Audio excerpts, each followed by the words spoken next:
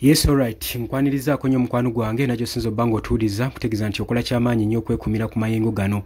UPDF amendment bill ekutte wansi ne waggulu oluvannyuma ababaka ab'enjawulo okuvaayo ne boogera ku nsonga eno. Buli muntu avaayo ne criticism ezize okusinziira nga waayina nga ye waabiraba okusinziira ku ndowooza ye n'okusinziira ku views ze n'okusinziira ku analytics ze gwe mukwano gwange ali eyampuliriza. Wabula bangi bavuddeyo n'amagezi ag'enjawulo.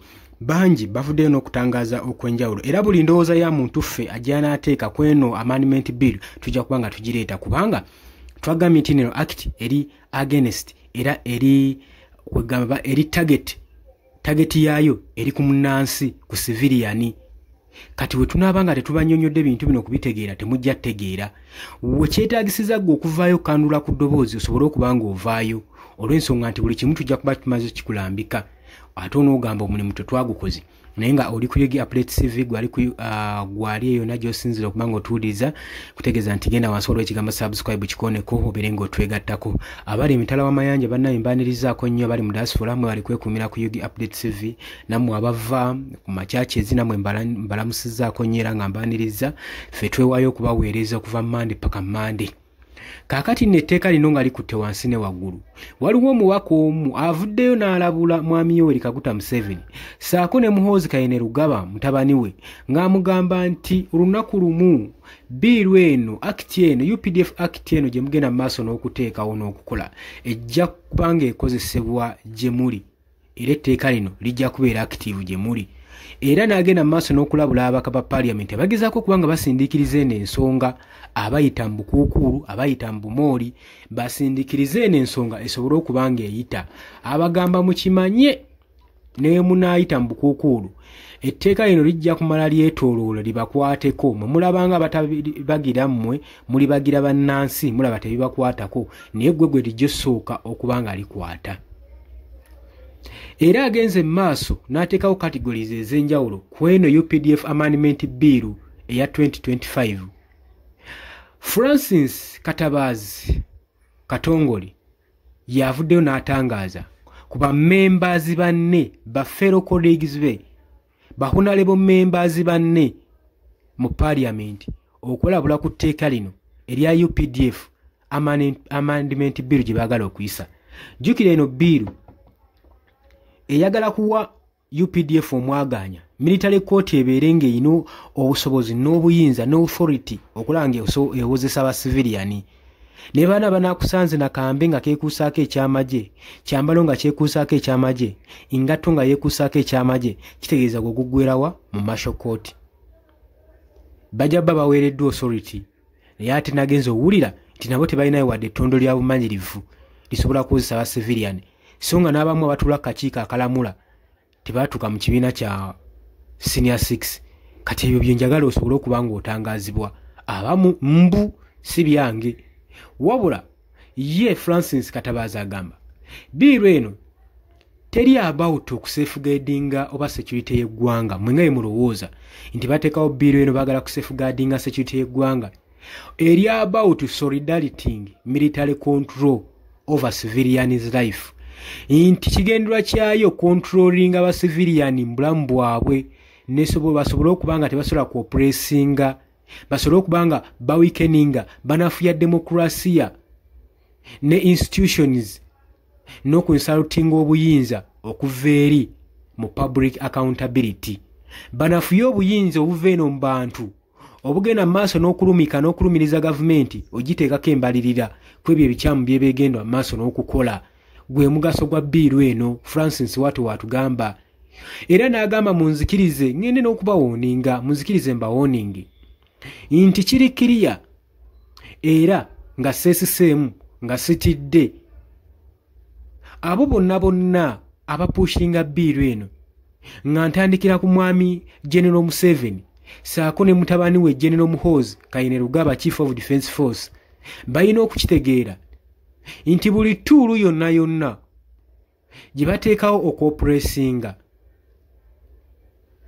gye bagezaako okuyingineyalinga leero eyinza okukomekkerezebwa oba eyinza okukomekkerera ng'eri ku bbo olunaku olw'enkya. Agambye atandikidde ku mwami Museveni ne mutabani we Muhoozi Kainerugaba saako ne babaka banne ba honorable members n'okubawuninga nti tool eno gye mupushinga mujjakera ku makyanga yeri mu bakozesebwako okuba tokyalinga okubanyuumuula era ekyo mukitegeere so mukukute mahotelo ge mukukuta kubanga gye twawuliddeko waliwo bakwasa abalabiddwako ne reforms mu security hotels nga bagenda mu maaso n'okukola reforms ku UPDF amendment bill agamawulire nagabawadde osobola okuddayo emabega n'okebera mu history waffe gyegali era agamba nti Saddam Hussein yakola kye bayita iron fisted regime ng'ayita mu military laws n'agenda mu maaso n'ateekawo kye bayita embeera enkakali mu ggwanga ng'agenda mu maaso n'okusirisa abamuwakanya saako n'okubakyunya n'obba tokyalinga ne ba opponents be yafugira mu kutiibwa era nga bannansi bateekamu entiisa naye ku nkomekerero kugamba yakwatibwa, he was sentenced to death, yasindikibwa ku kibonerezo ekyokufa ne legal system yennyini nyini gye constructingawo gye yateekawo mu mateeka ge kati ate nga gye bakozesa ku ye. Tewaliwo appeal, tewaliwo kisa, kyentegeeza nti tewaliwo kumuddiramu, tebamulaga wadde ekisa wadde n'okwemulamu nti nno twatula ffenna ku ntebe ku mmeeza y'emu nga tukola amateeka gano ge tugenda mu maaso n'okukunyizaamu. Kati kyabagamba mu abaka ba paliamenti mwebeereremu.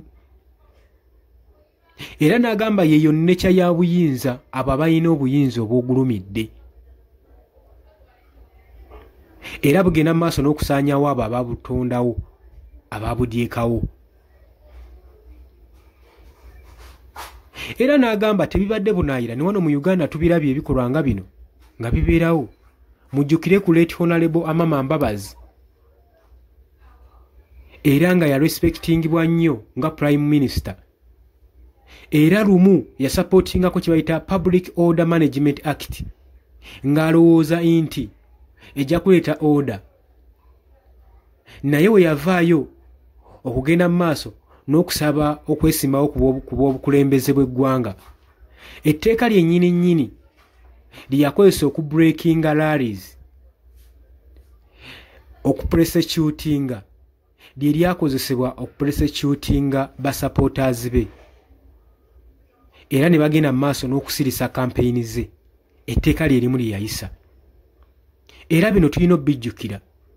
Abagamba nti eno Anti-Terrorism Act weapon, it's a weaponized against opposition voice and journalist. Inti weapon ekoleddwa okusirisa ba opposition eddoboozi lyabwe saako ne bannamawulire, ekyo mwino kimanyi.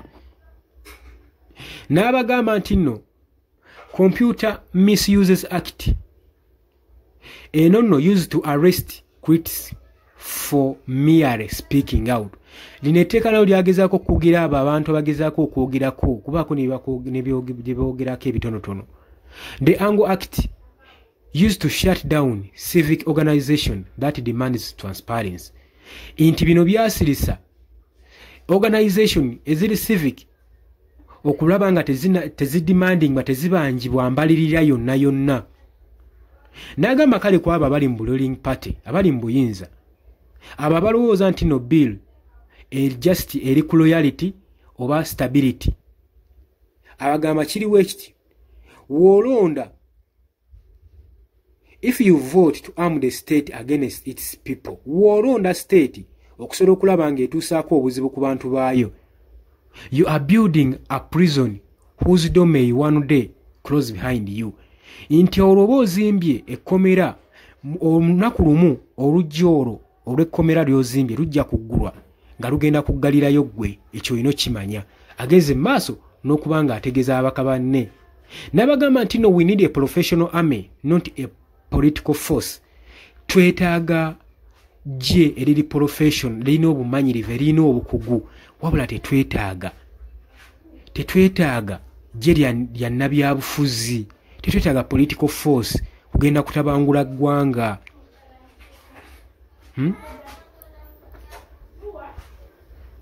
Omubaka ono ayimiriddewo okulwanira eddembe ly'Abannayuganda, ekyo mulina okimanyi, nammwe ababaka agenze maaso n'okubalabula. Gwamba mukwano gwange olowooza otya ku nsonga esobola okujja comment section naye n'oyongereza okwo n'osobola okutangaaza banno ki ekituufu kye basaanidde okukola ku bigenda mu maaso mu ggwanga. Mbaagala nnyo, mweraba.